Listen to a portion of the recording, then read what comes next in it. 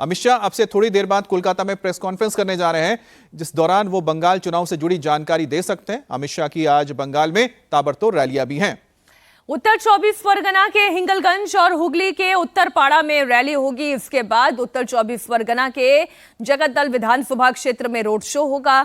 अमित शाह ने कल मध्यम ग्राम विधानसभा में रोड शो किया था। इस दौरान उन्होंने टीएमसी के गुंडों को चेतावनी दी।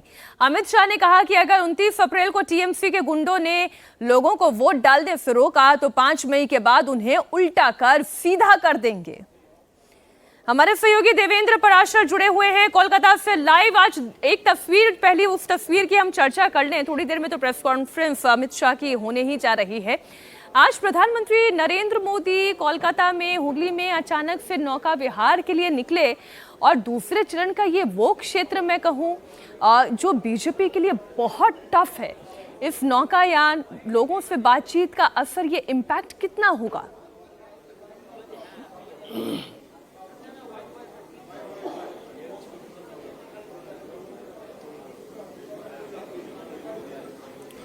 देवेंद्र, क्या आप मुझे सुन पा रहे हैं? जी देवेंद्र, आज जो तस्वीर सामने आई वो बड़ी इंटरेस्टिंग तस्वीर थी। पहले चरण के मतदान से पहले हमने देखा था प्रधानमंत्री नरेंद्र मोदी झालमुड़ी खाने के लिए झारग्राम में एक दुकान पर रुक गए थे। बड़ा चर्चा का केंद्र बनी वो तस्वीर।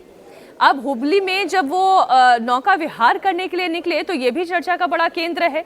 बीजेपी इस क्षेत्र में डोमिनेंट फैक्टर नहीं है, लेकिन डोमिनेंट फैक्टर बनने के लिए क्या ये तस्वीरें काम करती हैं?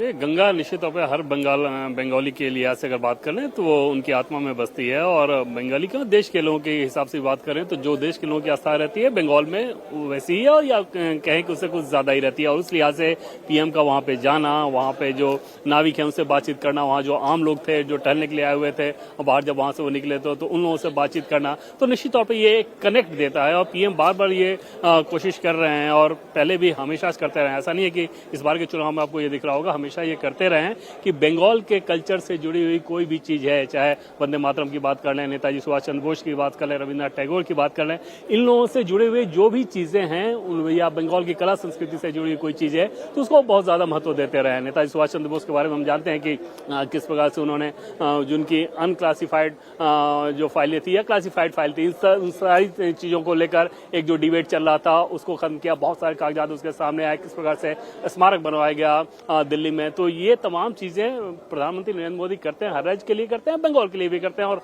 आज की वो तस्वीर निश्चित तौर पे अगले फेज में जहां चुनाव होने हैं उनके भीतर ये ज्यादा चर्चा का विषय है। जैसे झालमुड़ी के केस में आपने देखा होगा कि किस प्रकार से सोशल मीडिया पर उसको किस लेवल पे उसको ट्रैक्शन मिला था, उसी तरह की नजीर आज भी देखने को मिली जब प्रधानमंत्री नरेंद्र मोदी वहां पे नौका विहार के लिए गए और लोगों से बातचीत की।